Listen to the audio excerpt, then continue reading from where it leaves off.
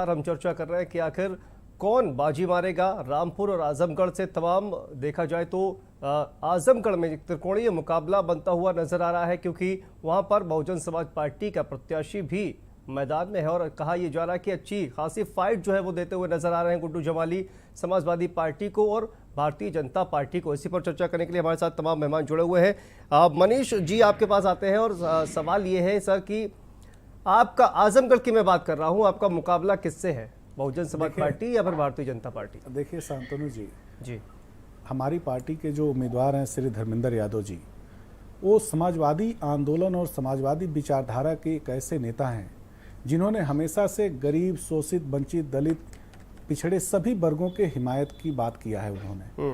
और उन्होंने सदैव इलाहाबाद यूनिवर्सिटी से उनकी पढ़ाई लिखाई हुई और वहाँ से छात्र राजनीति से लेकर के और संसदीय जीवन का जो उनका राजनीति रहा है उसमें उन्होंने हमेशा से गरीबों, शोषितों, वंचितों की उन्होंने बात किया है।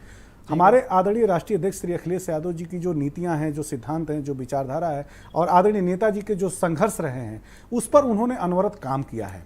जो अभी की जो राजनीतिक परिस्थिति बन रही है, इस परिस्थिति में समाजवादी पार्टी का हर कार्यकर्ता, समाजवादी पार्टी का हर नेता अपने राष्ट्रीय अध्यक्ष जी के साथ, हमारे राष्ट्रीय अध्यक्ष जी के साथ एक मजबूत ताकत के साथ खड़ा है। और भारतीय जनता पार्टी जिस तरह से, जिस रास्ते पर भारत की राजनीति को लेकर के जा रही है, हम लोग पूरी तरह से इस बात को लेकर के तैयार हो चुके हैं कि भारतीय जनता पार्टी जो लोकतंत्र को खत्म करना चाहती है, संविधान को खत्म करना चाहती है, हम लोग लोकतंत्र को बचाने के लिए, संविधान को बचाने के लिए जनता की मदद से, जनता का आशीर्वाद लेकर के, जनता का सहयोग लेकर के और सबसे बड़ी बात बताऊं आपसे कि जनता का विश्वास लेकर के हम लोग भारतीय जनता पार्टी से मुकाबला करेंगे और लड़ेंगे। इसलिए कि भारतीय जनता पार्टी जो एक भारत के चुनिंदा व्यवसायिक प्रतिष्ठान है, उन प्रतिष्ठानों के कदमों में जाकर के भारत की डेमोक्रेसी को और भारत के संविधान को उनके चरणों में रख दिया है। हम उनके चरणों में जाने से रोकने के लिए जिस भी आंदोलन का रुख करना पड़ेगा, हम आंदोलन का रुख करेंगे।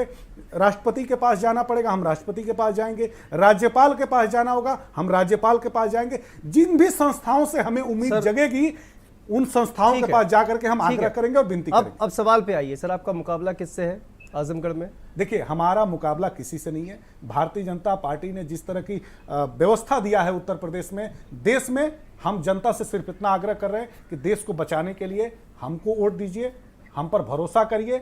इसलिए कि देश को बचाना है तो भारतीय जनता पार्टी को सत्ता से बाहर रखना है।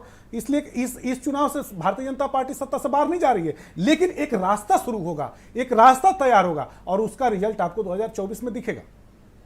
ठीक है संजय जी, क्या लगता है आपको, आपका राजनीतिक विश्लेषण आजमगढ़ को लेकर क्या कहता है? क्योंकि वहां पर कहा जाए कि जो मुकाबला है वो त्रिकोणीय बताया जा रहा था। बिल्कुल शांतनु जी, वहां का मुकाबला त्रिकोणीय है, ये इतना आसान नहीं है। मैं बार बार बोल रहा हूँ, मनीष हमारे मित्र है, अच्छा वक्ता है, काफी अच्छा बोल रहे थे, लेकिन काफी चीजों में उन्होंने भ्रमित किया है। देखिए, ऐसा है कि हम पॉलिटिकल पार्टी से जुड़े होते हैं और हमारी एक फाउंडेशन होती है कि हम उसके पक्ष में बोलना, लेकिन हमें कभी कभी सच भी बोलना चाहिए। देखिए, ऐसा है कि कुछ तथ्य मैं रखना चाहता हूँ, इसलिए उन्होंने बोला कि वोटर आईडी कार्ड और आधार कार्ड। देखिए, ऐसा होता है, आधार कार्ड कभी भी आपको अलाउ नहीं करता है वोटिंग डालने के लिए। आप थोड़ा कानूनी चीजों को भी समझिए। आपके पास वोटिंग स्लिप होना चाहिए, ठीक है, आपका लिस्ट में नाम होना चाहिए। अगर लिस्ट में नाम है, आपके पास वोटिंग डालने के लिए जो स्लिप दी जाती है वो है, तो आधार कार्ड है पहचान के रूप में, तो आप कोई ताकत आपको रोक नहीं सकती। नंबर 1। नंबर 2, मैं 2-3 तथ्य रख दे रहा हूं, फिर इसके बाद चर्चा को आगे करते हैं। नंबर 2, अगर इन केस कोई भी अधिकारी इस तरह का मिसबिहेव कर रहा है आपके वोटर को, कोई भी वोटर, हम कहते हैं किसी को भी ना, आपके वोटर किसी को भी, आम जनता को अगर परेशान कर रहा है, उसको इमीडिएटली आप फोटो वीडियो बनाइए और इलेक्शन कमीशन को रिपोर्ट कीजिए। मैंने इनका जो लेटर गया है मिस्टर अरविंद कुमार सिंह जी का, मैंने देखा है। अरविंद कुमार सिंह ने एक प्रूफ नहीं दिया, सिर्फ एक लेटर लिखा है, शिकायत की है। देखिए, जब शिकायत करते हैं उसमें रिकॉर्डिंग भी देनी पड़ती है, जैसा प्रोसीजर होता है, तो प्रोसीजर के तहत इलेक्शन कमीशन काम करता है। और डीएम जो होता है, डीएम एंड एसएसपी इस समय शासन के अधीन नहीं होता, इलेक्शन कमीशन के अधीन होता है। तो चीजों को समझने की जरूरत है। मैं आता हूँ मुख्य तथ्य पे कि कौन जीतेगा कौन हारेगा। देखिए, कौन जीतेगा कौन हारेगा वो तो सेकेंडरी मैटर है। 26 तारीख को हम तीनों सबको पता चल जाएगा जो पैनलिस्ट यहाँ पे बैठे हुए हैं। लेकिन जैसे आपने बोला, गुड्डू जमाली जो शाह आलम साहब हैं, इनके आने से समीकरण बदल गया। मैं बताता हूँ समीकरण कैसे बदल गया। 2014 में माननीय मुलायम सिंह यादव जी को 35% वोट मिला था और शाह आलम साहब को तकरीबन 27% वोट मिला था। और जो भाजपा के कैंडिडेट थे तकरीबन 28% वोट मिला था। लेकिन जब 2019 का चुनाव देखते, जब माननीय अखिलेश यादव जी चुनाव लड़े तो 60% वोट मिला था और निरहुआ जी को 35% वोट मिला था, क्योंकि जो कैंडिडेट था भारतीय बहुजन समाज पार्टी का कहीं ना कहीं पे सपोर्ट कर रहा था समाजवादी पार्टी को। तो देखिए आपका वोट परसेंटेज बढ़ जाता है, लेकिन अगर जैसे वो स्प्लिट होता है तो आपके लिए खतरा बढ़ जाता है। तो देखिए ऐसा है कि मैं बार बार बोल रहा हूं, इतना आसान नहीं है, इसीलिए हमें ऐसा लगता है कि मैं अखिलेश जी का बड़ा सम्मान करता हूं। अखिलेश जी जो बड़े नेता हो, परिपक्व नेता हो, सोच समझ के कोई कार्य करते हैं। उनको पहले देखिए दलित समाज के व्यक्ति को टिकट दिया जा रहा था, लेकिन वो टिकट काट दिया धर्मेंद्र यादव जी के हेलीकॉप्टर से। मैं बुरा मत माने, हेलीकॉप्टर मतलब ये नहीं होता कि गलत वे में, अच्छे वे में बोला कि उनको उतारना पड़ा। उनको ऐसा लगा कि मेरे समकक्ष वाला कोई आदमी वहां से चुनाव लड़े तभी सीट बन सकती है, इसलिए धर्मेंद्र यादव जी को वहां पे लड़ाया गया। लेकिन देखिए धर्मेंद्र यादव जी के पक्ष में चीजें उतनी नहीं है, नो डाउट। वहां पे यादव तकरीबन 26% है, मुसलमान तकरीबन 24%, 30% सवर्ण जाति के लोग हैं, 20% दलित जाति के लोग हैं। थोड़ा भी समीकरण अगर समाजवादी पार्टी का बिगड़ता है तो ये सीट वो खो सकते हैं, और अखिलेश जी को बहुत अच्छी तरह पता है, तभी उन्होंने लास्ट मोमेंट में धर्मेंद्र जी को भेजा। लेकिन धर्मेंद्र जी के लिए इतना आसान नहीं होगा, तो हमें वेट करना चाहिए, देखना चाहिए कि कौन जीतता है। लेकिन हाँ, बहुजन समाज पार्टी, ऐसा मत सोचिए कि बहुजन समाज पार्टी के वजह से उसको वोट मिलेंगे। गुड्डू जमाली साहब या शाह आलम साहब जिनका नाम है, उनको अपने वक्तव्य के हिसाब से वोट मिलेगा। बहुत ही विधायक रहे और बहुत ही जमीन से जुड़े हुए आदमी है, उनको मैं जानता हूं, और वो बहुत कोरोना काल में और बहुत सेवा की जनता की। तो वो एक तरह से प्रॉब्लम क्रिएट करेंगे, और जब अगर प्रॉब्लम समाजवादी के लिए क्रिएट करते हैं, मुस्लिम समुदाय चाहते हैं, अगर मुस्लिमों का भी 2-4-10% वोट भी काट लिया तो समझ लीजिए एक तरह से इन्होंने निरहुआ जी के लिए रास्ता साफ कर दिया है। तो देखिए मैं वोट कटवा तो नहीं बोल रहा हूँ बीएसपी कैंडिडेट को, लेकिन प्रॉब्लम क्रिएट कर सकता है मनीष जी के कैंडिडेट को, धर्मेंद्र यादव जी को। बिल्कुल हरीश जी, देखिए ये कहा जा रहा है कि आपने जो है ना कहीं बहुजन समाज पार्टी के साथ एक कहा जाए कि गठबंधन कर लिया, क्योंकि अगर पिछला चुनाव देखा जाए तो समाजवादी पार्टी और बसपा में गठबंधन था, जिसकी वजह से दोनों ही पार्टियों के जो वोट है वो मिले हुए थे समाजवादी पार्टी को, और अब वही जो बसपा का वोट है वो आपने वहां से हटाने की कोशिश की है। और साथ ही जो एक समीकरण बहुजन समाज पार्टी की तरफ से जो दिया गया है दलित और मुस्लिम का, ये भी कहीं ना कहीं समाजवादी पार्टी को नुकसान पहुंचाने वाला है। हरीश जी, नहीं, आप मुझे बताइए कि जब 19 के चुनाव में श्रीमान अखिलेश यादव जी ने बहुजन समाजवादी पार्टी के साथ गठबंधन किया था, तो उनकी तो गुड़ा गणित यही थी ना कि हम तो पूरे उत्तर प्रदेश में स्वीप कर जाएंगे। तो अब वो अपनी कमजोरी में हम तर्क ढूंढते हैं, अपनी कमजोरी को एक उससे सहारा लेते हैं किसी न किसी तर्कों का। वास्तविकता यह है कि अब उत्तर प्रदेश की जो सम्मानित जनता है या देश की सम्मानित जनता है, वो पॉलिटिक्स ऑफ परफॉर्मेंस की को अंगीकार कर चुकी है।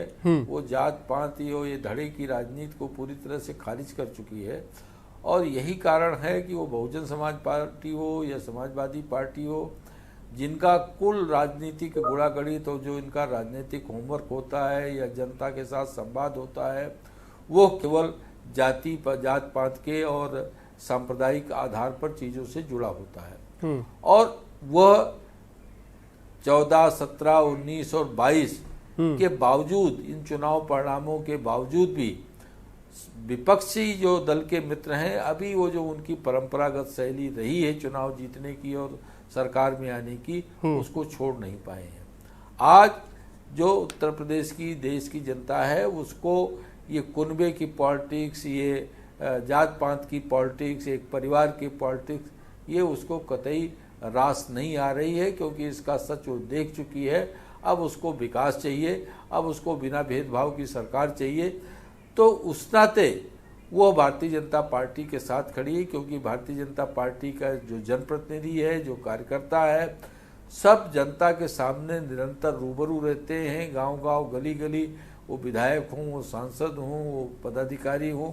हमारे राष्ट्रीय अध्यक्ष जी तक तो वोट मांगने जाते हैं लोगों के बीच में। हमारे माननीय रक्षा मंत्री, माननीय गृह मंत्री सब जाते हैं लोगों के पास वोट मांगने के लिए और समर्थन मांगने के लिए। गांव-गांव जाते हैं, गली-गली जाते हैं। तो यह लोकतंत्र की जो बात पूरी होने दीजिए संजय जी, आपके पास लोकतंत्र में जी। लोकतंत्र में जो सत्ता की चाबी है वो जनता जनार्दन के पास है।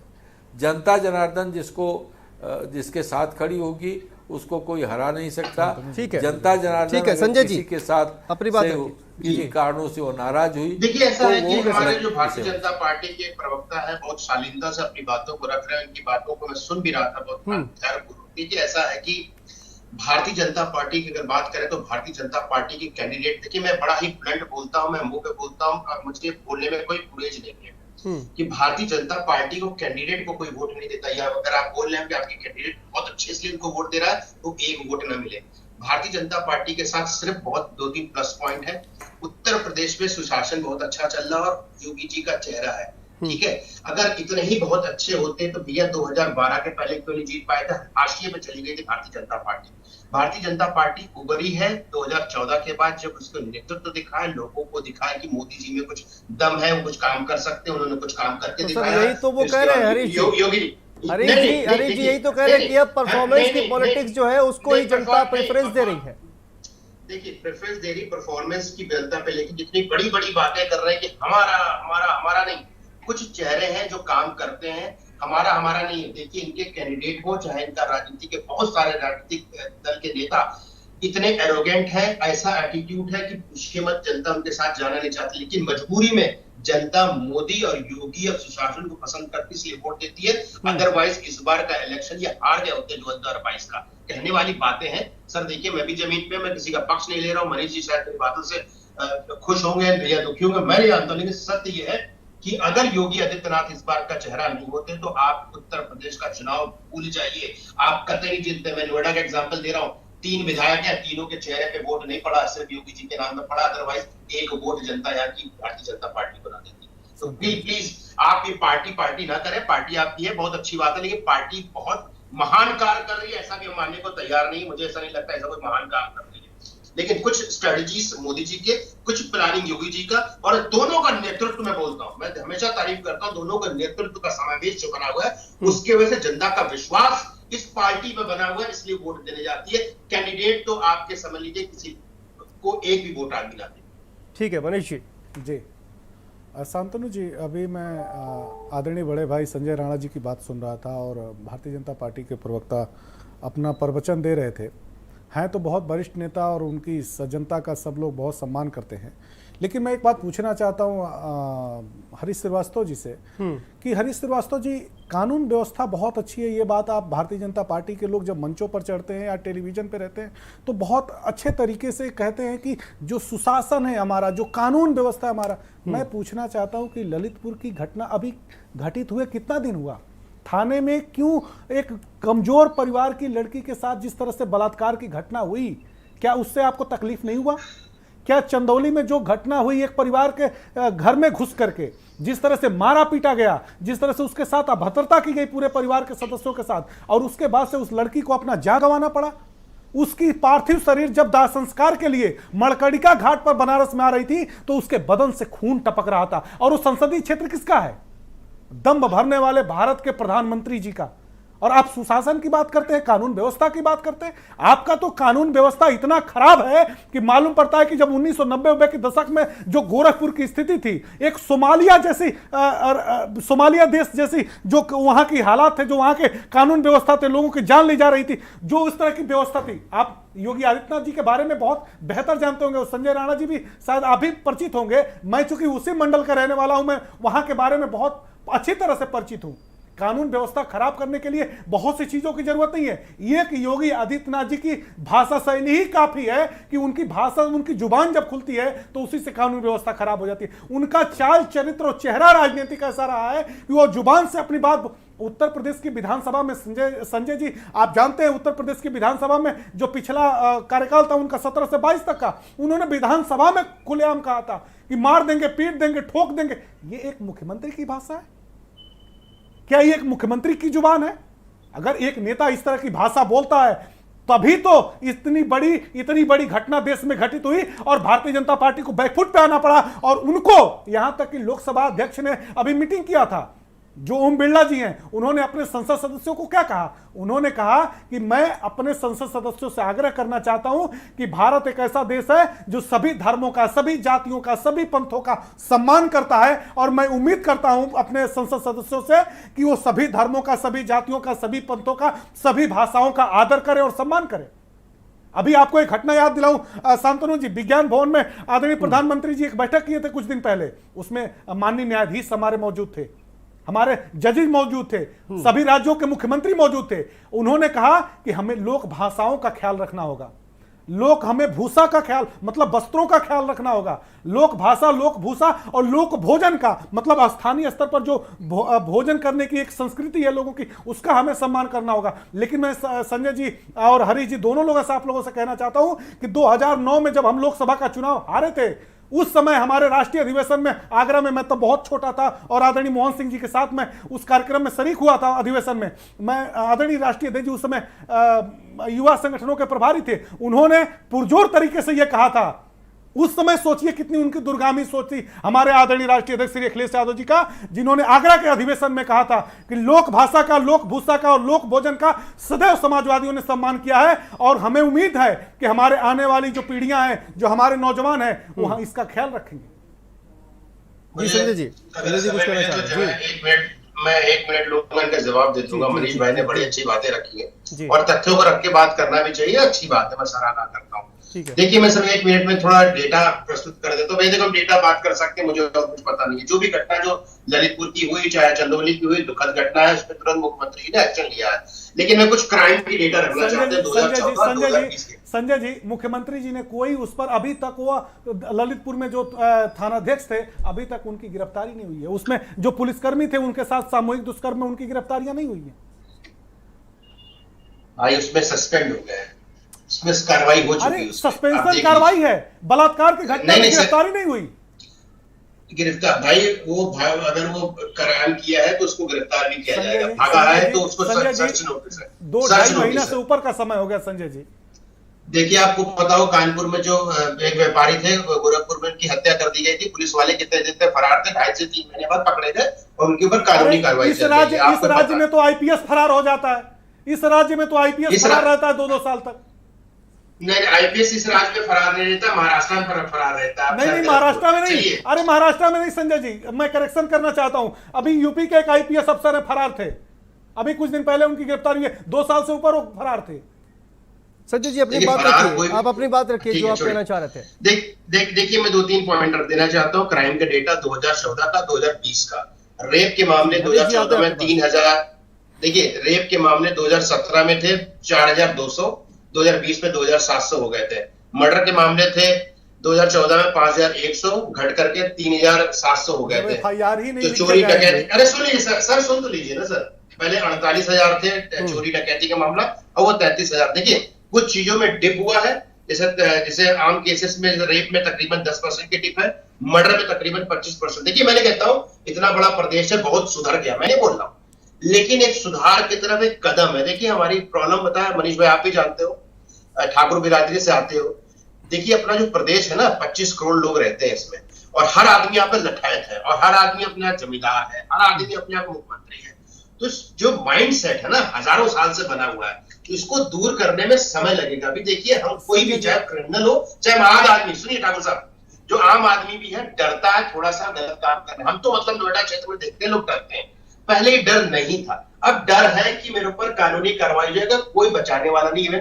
विधायक और मंत्री नहीं बचा पाते, बुलडोजर से बिल्कुल डर लगता है। तो डर है, कहीं ना कहीं डर है। तो डर अगर बना रहेगा तो अपने आप क्राइम रेट है स्लोली, देखिए टाइम लगेगा। अब बोल तो रहे 50 साल से हम लठाए थे, अब एक ही दिन में सुधर तो नहीं जाएंगे। संजय जी 1 मिनट, शांतनु जी, संजय जी 1 मिनट आपसे, संजय जी 1 मिनट आपसे एक छोटा सा एक क्वेश्चन भी मैं पूछूंगा, और अपनी सरकार में जो हुए कार्य उनके बारे में थोड़ी सी जानकारी भी मैं दूंगा, और आपको मुझे ये पता है कि आपको जानकारी होगा। जब 2012 में हमें उत्तर प्रदेश में सरकार मिला था और आदरणीय हमारे राष्ट्रीय अध्यक्ष श्री अखिलेश यादव जी मुख्यमंत्री बने थे, तो आप भी जानते हैं कि 2007 से और 12 तक की जो हुकूमत थी वो किस तरह की हुकूमत थी। सीएमओ तक की हत्याएं थानों में की गई थी, संजय जी, मैं करेक्शन करना चाहता हूं, उस समय पुलिस के बिल्कुल पास क्या सही था? है, सही, हमने हमने सही है, सही हमने है, जेपीएस सही। सिस्टम, सुन लीजिए, हमने जेपीएस सिस्टम लगा करके इनोवा कार, जो बहुत ही लग्जरी कार जी। है, आदरणीय राष्ट्रीय अध्यक्ष जी ने बिल्कुल। पुलिस के लिए सुव्यवस्थित एक हरीश जी, गाड़ियों का प्रबंध मनीष किया जी, था। मनीष जी, हमने मनीष जी। 1090 ठीक है, महिलाओं ठीक है। की सुरक्षा के लिए हरीश दिया था। श्रीवास्तव हमने जी से डायल 100 दिया था। डायल जवाब ले लेते हैं ना 100 सर। जो भारत का सबसे आधुनिक पुलिस का मुख्यालय है। भारत में उस तरह का किसी के राज्य के पास पुलिस मुख्यालय नहीं है जो उत्तर प्रदेश के पास श्री अखिलेश ठीक है। यादव जी ने मुख्यालय बना करके ठीक दिया है था। मनीष जी, हरीश श्रीवास्तव जी से जवाब लेते हैं। जी हरीश जी। देखिए, वो जो मनीष जी चर्चा कर रहे हैं और जो बात कह रहे हैं वो सेल्फ कॉन्ट्राडिक्टरी हैं। कैसे सर? आप मुझे बताइए, यहीं हुसैनगंज से एटीएम उठा के ले गए थे और अपराधी 7 महीने तक 8 महीने तक नहीं पकड़े गए थे। पूरा एटीएम ही उखाड़ के ले गए थे दिन दहाड़े। ये केवल आपने तो भारत का आधुनिक रिजर्व उनको बैंक की पुलिस भारत के के लिए व्यवसायियों इनोवा के उपलब्ध करा दिया, घरों पे लगवा दिया, आपने पहुंचवा और दिया। एक बिल्डिंग बना दिया। उस बिल्डिंग बनाने से कानून व्यवस्था नहीं लागू होती, वो इच्छा शक्ति होनी चाहिए। हरीश जी, वो आप दृढ़ता होनी हरीश जी, चाहिए। आप एटीएम वो की बात नीति और करते हैं। क्रियान्वयन उसका हरीश जी होनी सुनिए ना, चाहिए। हरीश जी सुनिए ना, आपने कुछ भी बना दिया हो, हरीश जी आप लेकिन एटीएम की अपराधी हरीश थाने जी चला आप रहे एटीएम थे। की बात करते और हैं। यही- अरे भारत के यही हजारों तलवार करोड़ लेकर लेकर के के हजरतगंज की नीरव मोदी सड़कों चले पे, गए, मेहुल चौकसी चले गए, ललित मोदी चले गए। यही आप तलवार लेके मनीष भाई, खुलेआम यहाँ पे टोकेंगे आपको। जुलूस निकला था। नीरव मोदी खुलेआम का ही जुलूस निकला था। कैसे हुआ था, और मैं आपको डेटा मुजफ्फरनगर देता की हूं। घटना कोई ये भूला गलत नहीं बात है। है। नहीं, और लेकिन मनीष भाई, गलत बात है। आगे, हरीश जी अपनी बात पूरी करने दीजिए। जी। वो खनिज माफिया हो, भू माफिया हो, वो शिक्षा माफिया हो, जिस तरह से पूरा माफिया तंत्र फैला था, मनीष जी, वो नकल माफिया हो, हरीश वो जी, नौकरी हरीश जी, दिलाने वाले आप जिन माफिया हो, माफियाओं की बात ये करते किसी हैं, से आपके छुपा यहाँ तो नहीं है। शुद्धिकरण होता मनीष है। जी, आपके यहाँ तो मनीष जी, ऐसी वॉशिंग मशीन है भारतीय कोई- जनता पार्टी के कोई- पास। भारतीय जनता पार्टी के पास तो कोई ऐसी मशीन है केवल कि चाहे बातों जिस भी से- स्तर का अपराधी हो, बातों से आप उस नहीं कर वॉशिंग सकते। मशीन में जाता है और आज पूरा उत्तर फ्रेश होकर प्रदेश के की- निकलता है। उसमें सहयोग उत्तर करने वाले प्रदेश लोग की शासन सामान्य प्रशासन के जनता लिए होते भी हैं जो ये भारतीय महसूस जनता पार्टी करती का है सहयोग करते कि हैं। अब गुंडे मैं अपराधी पूछना चाहता हूँ स्वच्छंद मैं होकर के पूछना नहीं चाहता घूम हूँ कि सकते। धनंजय सिंह जी की ये ख्याति अब क्या है? उत्तर मैं प्रदेश पूछना की चाहता जनता हरी से जी, पूछिए। सिर्फ एक सवाल का मेरे जवाब दे दीजिए। आपको- धनंजय आप- सिंह जी को आप- किस रूप में जाना सुनिए, जाता है उत्तर प्रदेश में? आप देश में किस जनता रूप में पूछिए जाना ना, जाता जनता है? आपको सिर्फ जवाब मुझे दे इतना रही है। बता दीजिए। जनता जवाब दे रही, वो आपको मंजूर नहीं अरे होता। हरी जी, जनता आप जो है, जनता जनता को आशीर्वाद जवाब हमें आपको देती है। नहीं मंजूर होता। जनता हमें जवाब नहीं क्योंकि देती है। जनता आप जो आशीर्वाद तंत्र देती है चला रहे और हम थे, जनता से आशीर्वाद मांगते जो हैं। आप लेकिन मैं अपराधियों सिर्फ का इतना तंत्र पूछना चला चाहता हूँ रहे हरी थे, जी कि अपराधियों धनंजय को सिंह जी संरक्षण कौन देने है? का काम कर रहे थे।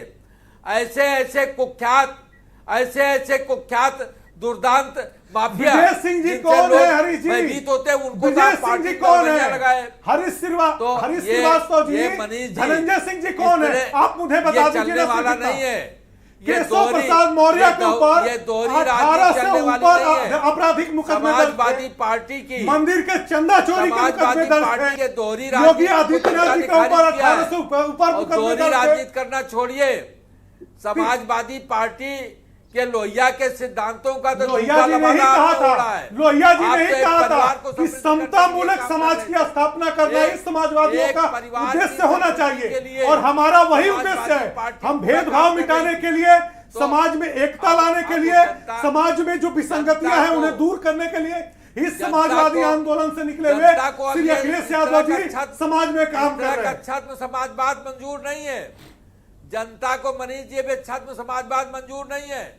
और संजय जी जो बात कह रहे थे, हमारा यशस्वी नेतृत्व, हमारे माननीय प्रधानमंत्री जी, माननीय मुख्यमंत्री जी, भारतीय जनता पार्टी का जो एक एक कार्यकर्ता है अपने नेतृत्व के मार्गदर्शन में ही काम करता है। इक्का दुक्का शिकायतें किसी की हो सकती है, लेकिन वो पार्टी का एक एक कार्यकर्ता है, एक सेकंड मेरी बात सुन लीजिए। मनोयोग से भारत काम के करता गृह है। मंत्री आदरणीय और- अमित शाह जी और को जिस गुजरात तरह से ताड़ी पार किया गया था, जिस तरह उनके से- ऊपर मुकदमा दर्ज था कि नहीं था? जिस तरह से आप हमें बता दीजिए। समाजवादी पार्टी, जिस तरह से समाजवादी पार्टी देखिए ऐसा है कि और बसपा अमित शाह जी के ऊपर मुकदमा दर्ज था और तड़ी लूट पार का तंत्र के चलता SIT है। जी। उस लूट के तंत्र को जनता ने खारिज किया मनीष जी। अरे लेकिन सारे जनता चीजों में ने बड़ी- हमें नहीं, सारे चीजों में हरीश बड़ी होकर श्रीवास्तव नहीं जी, बड़ी होकर। जनता ने देखिए- हमें देखिए, 36% से हमें ऊपर सत्ता दिया। में बात करनी चाहिए। तड़ी पार क्यों थे आपको पता है? केंद्र में सरकार थी, SIT में 9-9 घंटे 10-10 घंटे पूछताछ हुई मोदी जी की जब मुख्यमंत्री थे, उसके बाद वो बरी हुए। जो बरी हो गया, कोर्ट से उसका आरोप संजय जी कोर्ट नहीं, संजय जी नीरव मोदी के बारे में संजय जी गुजरात कोर्ट ने ही कई बार किया था, गुजरात कोर्ट ने ही किया था संजय जी। भैया सुन तो लीजिए, गुजरात कोर्ट या देश का कोर्ट नहीं, कोर्ट चाहे किसी प्रदेश का कोर्ट हो, न्यायालय है वो, उसका हमें सम्मान करना चाहिए। जब इन्वेस्टिगेशन चलती है वो अपना एक्शन लेती है, हिसाब से काम जब वो बरी कर देती है, फिर वो आदमी चाहे कोई भी, हमारी पार्टी के नेताओं के ऊपर ये खनिज माफिया कह रहे हैं, ये क्योंकि ये बात कह रहे हैं भाई अब देखिए वो जनरल टर्म्स को यूज कर रहे हैं, हम तो कहते हैं नहीं, नाम लेके बोलना चाहिए। अगर आप संजय जी, आपका मैं बहुत आदर करता हूं, आप राजनीतिक विश्लेषक हैं, आपको सभी के बातों का आपको ख्याल रखना चाहिए। मैं बोलता रहा हूँ, मैं क्या बोला कि श्रीवास्तव जी स्पेसिफिक बात नहीं कर रहे, जनरलाइज बात कर रहे। देखिए ऐसा है, जब अखिलेश यादव जी 2012 में मुख्यमंत्री बने थे तो मैं सबसे खुश व्यक्ति था, मैंने बोला था, सोचा था कि ऑस्ट्रेलिया से पढ़ के आदमी आया, उससे बड़ी उम्मीद थी, लेकिन वो 4.5 साल तक बेचारे उनको काम करने का मौका नहीं मिला, क्योंकि अपने पारिवारिक 3-4 चीफ मिनिस्टर हो गए थे परिवार में, वो काम नहीं कर पाए।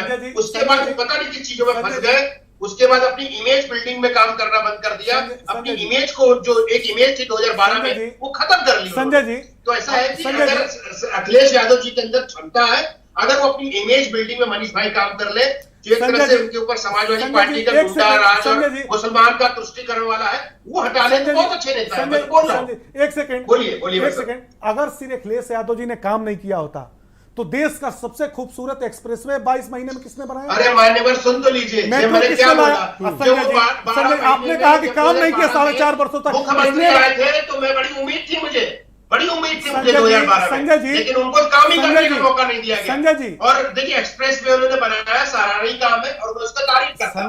आज उसी से हम लखनऊ का अपने गांव जाते हैं, उसी लखनऊ में कहीं मिलना होता है तो उसी एक्सप्रेस से जाते हैं नोएडा से, उसमें कोई कोताही नहीं बोल रहा हूँ संजय जी। हर नेता ऐसा, संजय जी एक ये हरीश श्रीवास्तव जी लोकतंत्र रक्षक सेनानियों की बात करते हैं और इंदिरा गांधी का जो आपातकाल था उसका बहुत जिक्र करते हैं।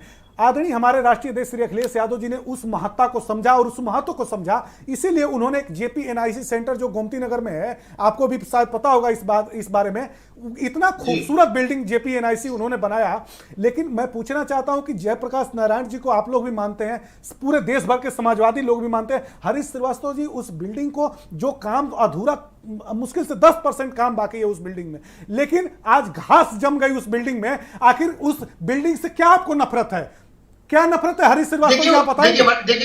देखिए मनीष जी, कोई भी बिल्डिंग, कोई भी सरकार अगर काम करती है तो दूसरी सरकार आती है किसी पार्टी की, हरीश जी अरे उत्तर प्रदेश सरकार का पैसा लगा हुआ है संजय जी, हरीश जी सरकार का पैसा लगा हुआ है, वो ऑडिटोरियम है, संग्रहालय बना हुआ है। हरीश जी जवाब दीजिए। भारतीय जनता पार्टी तो इस देश के निर्माण में जितने महापुरुषों का योगदान है, सब महापुरुषों का गौरवगान करती है। जयप्रकाश नारायण जी का, बाबू जयप्रकाश नारायण जी का, लोकनायक का हम लोग हृदय से अभिनंदन करते हैं। और उनके नाम पे जो ऑडिटोरियम बना है और संग्रहालय बना है, उसका क्यों नहीं काम पूरा हो रहा है?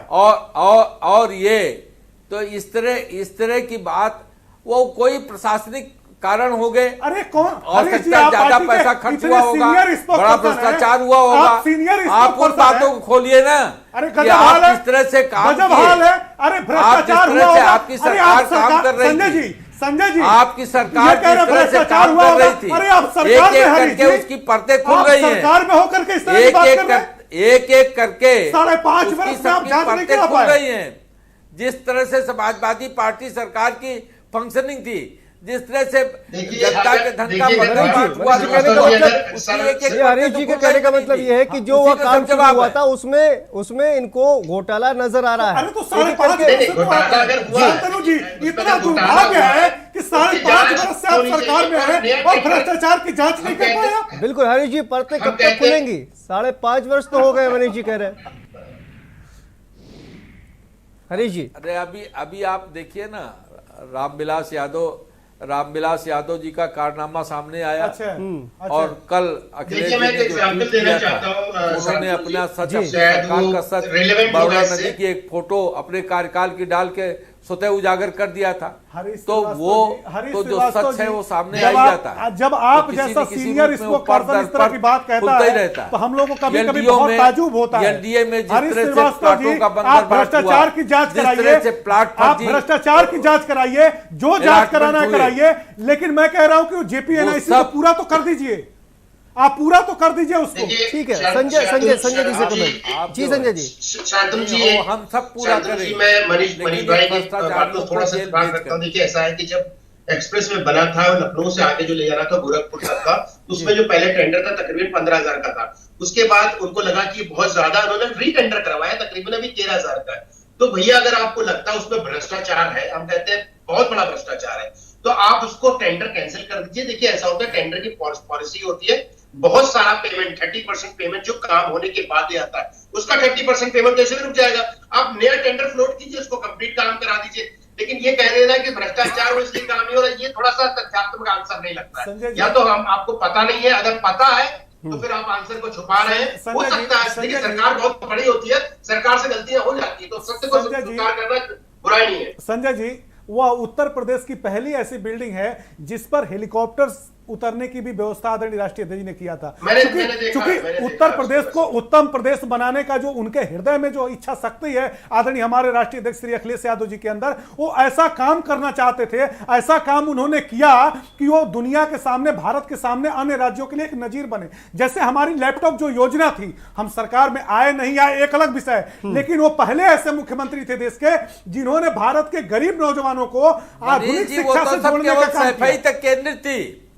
आपकी योजनाएं और आखिर आपका फिर विजन मनीष केवल जी- सफाई तक केंद्रित था। मनीष जी आखिर पूरे कहाँ प्रदेश को आप चूक रह गए? आजमगढ़ मनीष जी बताइए ना। आजमगढ़ से मनीष जी अखिलेश जी आखिर कहाँ सांसद चूक थे। रह गए फिर आखिर 2022 शांतनु जी विधानसभा बनी। चुनाव? शांतनु जी। जी- आखिर हवाई अड्डा क्यों शांतनु नहीं जी, बना? हमसे मुलायम कहीं- सिंह जी सांसद थे, अखिलेश जी सांसद थे, आज योगी जी ने बनाया। अरे हरीश जी, मेडिकल सुन लीजिए। कॉलेज, हवाई हरीश जी, अड्डा, सुन लीजिए। यूनिवर्सिटी, ठीक है। हमारी तो योजनाएं ये सफाई विजन तक होना सीमित ठीक है, हरीश जी चाहिए। सुन ये लेते हैं। आपका कहना पूरे है, प्रदेश का लेकिन विकास करेंगे। मेट्रो तो लखनऊ में है, आप मेट्रो ये तो लखनऊ विजन में होना है, चाहिए। एक्सप्रेस पूरे प्रदेश के विकास का आगरा उद्देश्य से होना लेकर के चाहिए। लखनऊ तक का एक जो सफाई एक्सप्रेसवे तक है केंद्रित हो वो जाइए। दुनिया का बेहतरीन एक्सप्रेसवे में एक कुटुंब एक्सप्रेसवे परिवार उसको तक माना जाता केंद्रित है। हो जाइए। ये विकास का मॉडल जनता को मंजूर नहीं है। अच्छा, कौन सा मॉडल ये मंजूर है? विकास का मॉडल जनता मार को दो, मंजूर ठोक दो, नहीं कि पीट दो, केवल काट दो, एक मंजूर गांव है। तक, एक जिले तक हो।